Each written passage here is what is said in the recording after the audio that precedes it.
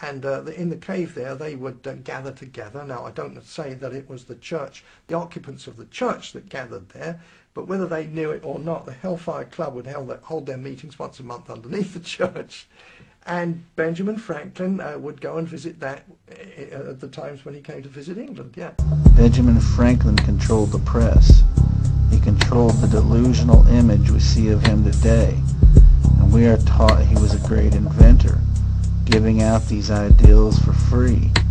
But the truth is, he was given these things to give to the people to not only create their controlling military force for the world, but also to put the people back in the same technological status that they were at the exact same time a little under 6,500 years ago. Franklin's scientific experiments made him famous in America and a celebrated hero across Europe. The man who discovered electricity. The Baghdad Battery. Well, basically this is made out of a clay pot, clay just found naturally in that region in southern Iraq, and then they would use a small copper lining and something along the lines of an asphalt stopper wrapped around an iron rod, and these all applied together and the combination of some weak acetic acid, and then by turning on the voltmeter and applying this to each side, we should be able to generate a charge. And there it goes, into the positive. He even developed words associated with electricity like positive and negative, and words like battery and charges. So, at an underground crypt at Dendera, we find reliefs of such light bulbs.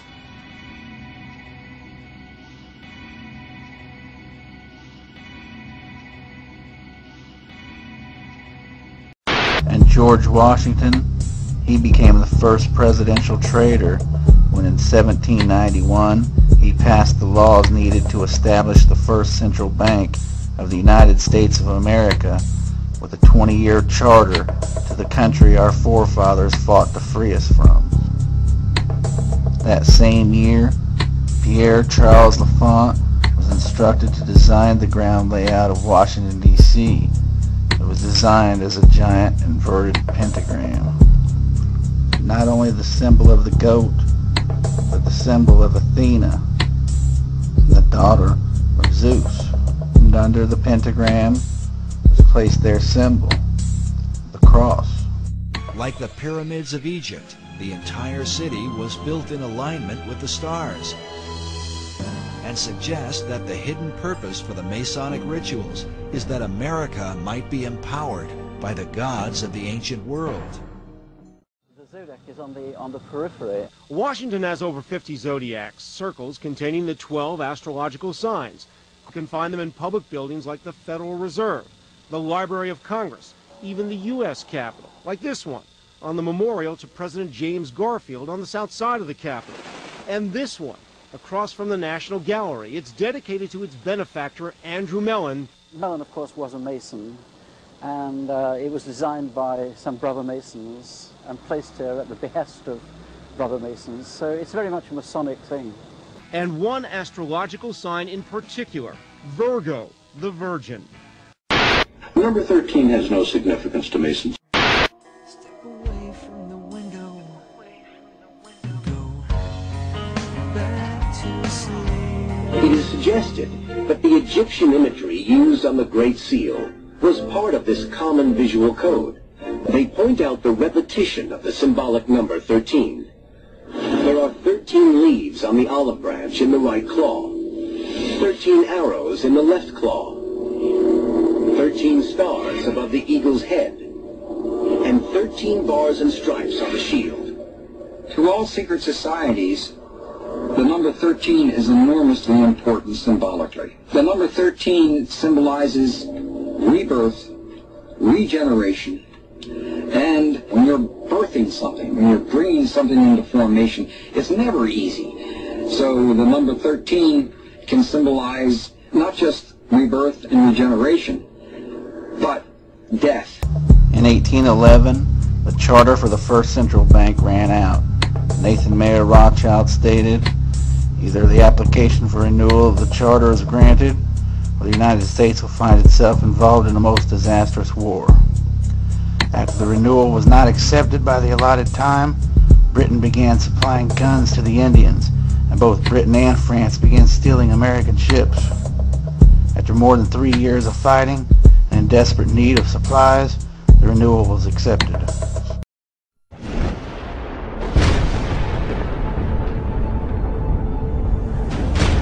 To those who can hear it, the sound means death.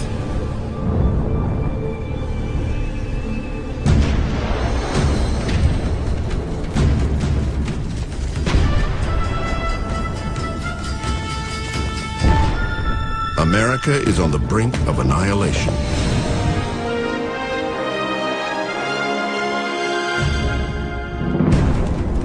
An invading army is at the doorstep of one of the country's largest cities. Its capital has been ravaged, its defenses shattered. Only one thing stands between the enemy force and the nation's destruction: the will of 15,000 men and women determined to defeat America's first invasion. The War of 1812 was a strange and at times an illogical affair. Its reasoning was muddled, its execution mismanaged. It was named for 1 year, but took nearly 3 to fight. Its main cause was no longer a factor before the first shot was fired, and its most famous battle was fought after the peace treaty was signed. Again, there was nothing strange about this war. They push on their television programs and in their schools that America is a strong, independent nation, because that's what they need you to believe. They need you and your ancestors to think that your forefathers were the greatest force on earth, so that you could later be used as their controlling military force. In 1811, the same congressman who had refused to renew the charter of the first central bank accepted the second central bank after realizing that every branch of the United States was secretly being controlled by forces beyond their comprehension. If you were ever taught one bit of truth about this war, it should have been that they simply just gave up. American Masonry today owes its allegiance to the very country it rebelled against. Modern Masons trace their official beginning to the United Grand Lodge of England, founded in 1717. The official start of modern Masonry is in 1717 in the Apple Tree Tavern in London, where the first Grand Lodge of England was convened.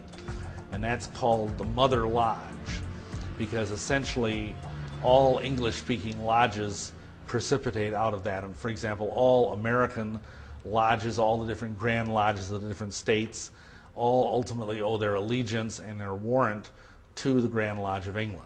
Because of its secrecy, and because its members are bound by terrible blood oaths, Masons are reluctant to come forward with testimony. It's a secret society. It has always been a secret society. And to reveal anything about these secret societies ensures your death. And people who've tried to expose Masonry, even to this very day, risk their lives in doing it. Yet from the shadows, some light appears.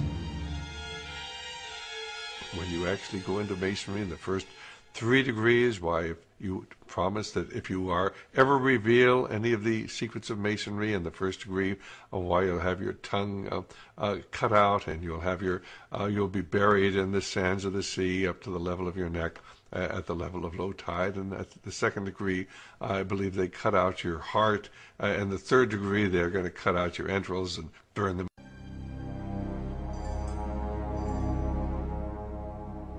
In the 19th century, a man named Captain William Morgan was murdered by a group of Masons who were bound by such blood oaths. William Morgan was a guy up in Batavia, New York in 1826. He was the first American to publish the first 3 degrees of Freemasonry, of the Blue Lodge. The things you had to say, the oaths you had to take. And later on, the perpetrators made deathbed confessions of it all, so it was all very well known.